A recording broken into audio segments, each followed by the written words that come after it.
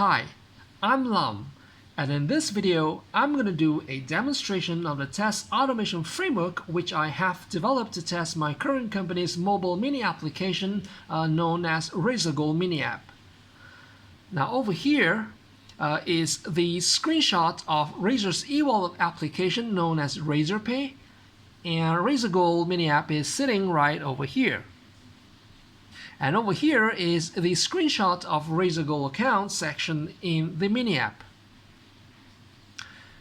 So this demo will focus on the reload function where a certain amount of credits will be taken from here and credited over here. So this is the mobile device where RazorPay is installed, and is also where the test will take place. Now let's do a quick walkthrough on the flow of an end-to-end automated test. First, a check will be made to see if a user is already logged in to RazorPay. If it is, the user will be first logged out and logged in again just to ensure that this test starts fresh. So at the RazorPay main page, RazorGo Mini App is then started.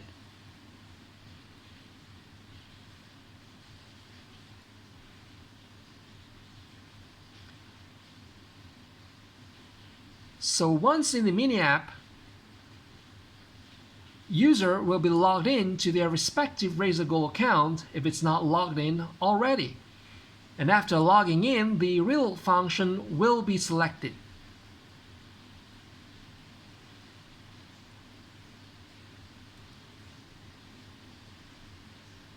So in the reload section, there are two ways to input the reload amount.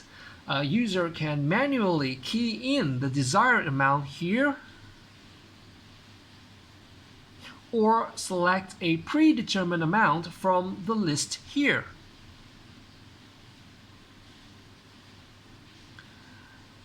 So in this demo, both methods will be tested.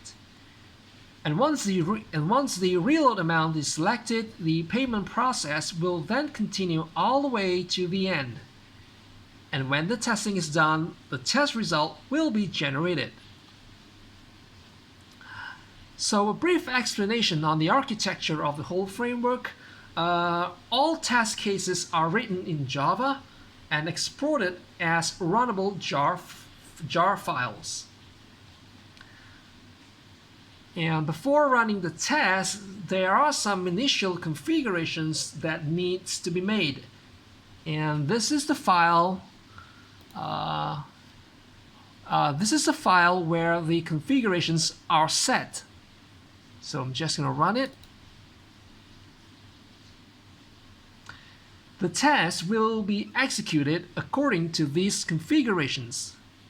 So in this file, there is this table here, and each row represents a test case. Now you can have as many test cases as you want. So every column here represents the parameter for a particular test case. So for this demo, there are 3 rows of test cases, 1, 2, 3, and only 2 will be executed. Now this is done by designating a letter Y in the first column here to the corresponding row. So in this case, the first and the third test case are chosen for execution. Now the next column here defines the location of the test case jar file. Remember that all test cases that are written in Java, they are exported as runnable jar files. So the third column here is where a unique name for the test case is defined. This name will then be used as part of the naming convention for the test result file. So moving on to the fourth column here, this is where the path of the test data file is defined. It should point to the location where the file is, and here is the test data file.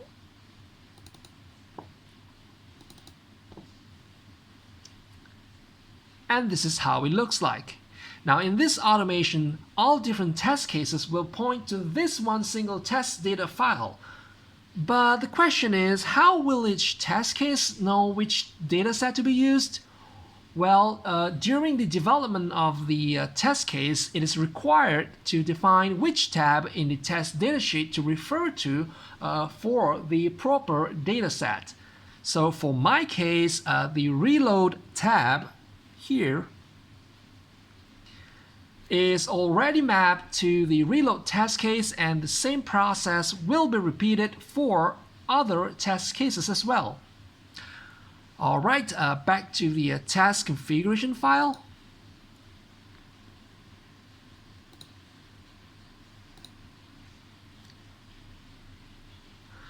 Now, on to the fifth and final column. This is where the location of the generated test result is defined. The file name of the test result will be in this format here.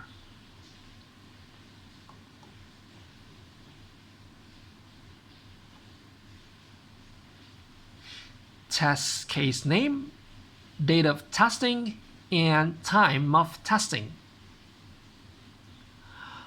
Alright, now that we have pretty much covered the configurations and what we need to test, it's time for the highlight of this video, the demo. Hold on, so how do we actually start the whole automation process? Well, okay. Well, there's this little file here, this file over here. It's a batch file called start, and this is the one file that's going to start the whole automation process. It's a simple batch file, and the content, we can just open it up. Well, as you can see, it's pretty elementary. Now this file can be placed in any location in the local computer, and eventually it will point back to the folder where the jar file that actually kickstart the testing operation is located. So, and one last bit here, let's just open up the test result folder. There are some results in here. Let me just delete them away, just to make sure that it's empty. Here we go. So it's empty right now. Right now with that covered, let's fire up the test and see the whole automation testing in action by using a real mobile device. So I'm just going to click on the batch file here.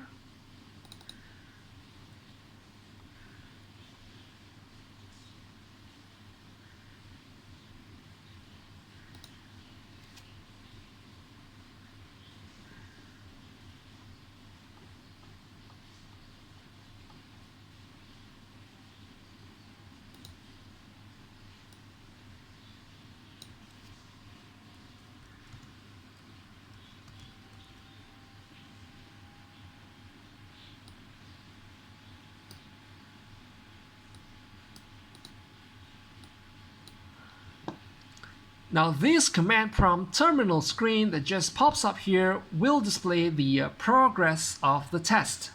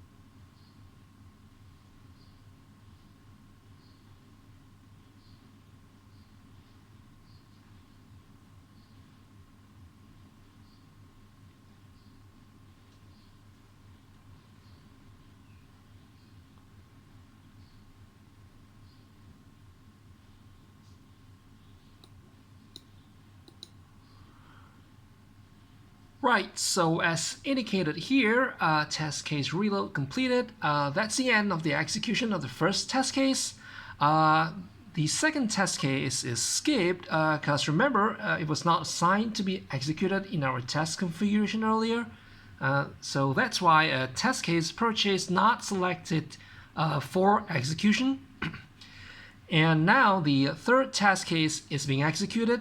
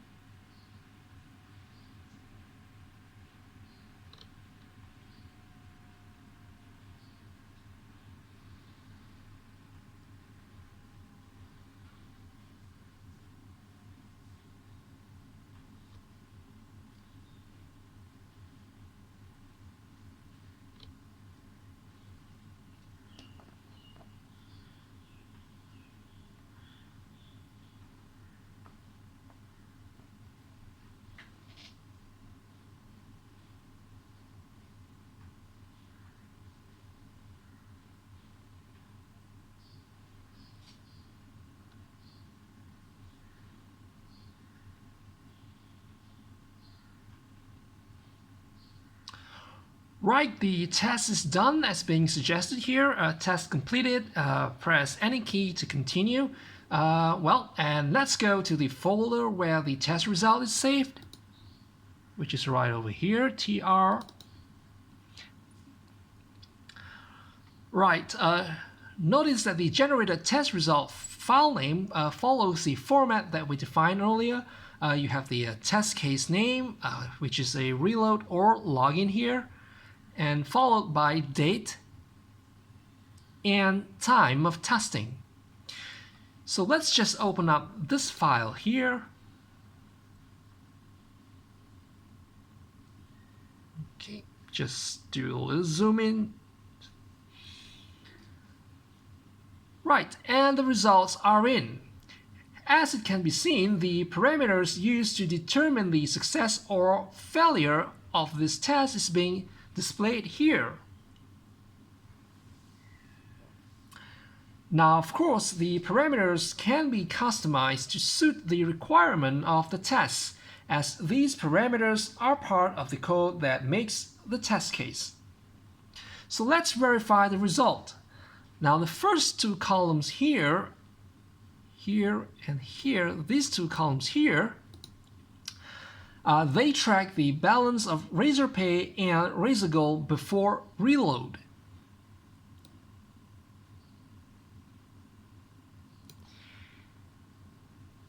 And right over here is the reload amount. And right over here, the type of reload. Remember that there are two types of input methods for reload. So whatever method was used, it'll be stated here.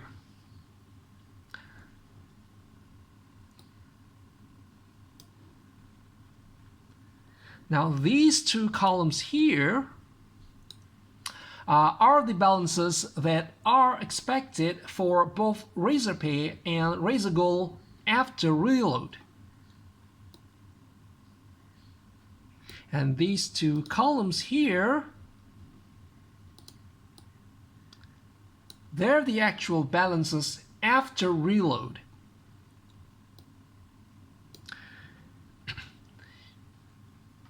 This invoice number column here, they track the invoice numbers and they can be used for extra verification. And last but not least, the result itself. For this test, a pass is when the actual balance is equal to the expected balance. If it ain't, then it's a fail. So, conclusive proof that the automated execution works as expected. Well, that's about it for the demonstration. Thank you so much for watching, and if you have any questions or feedback, please feel free to let me know via the contact me link on this website. So till we meet again, stay safe and have a great day ahead.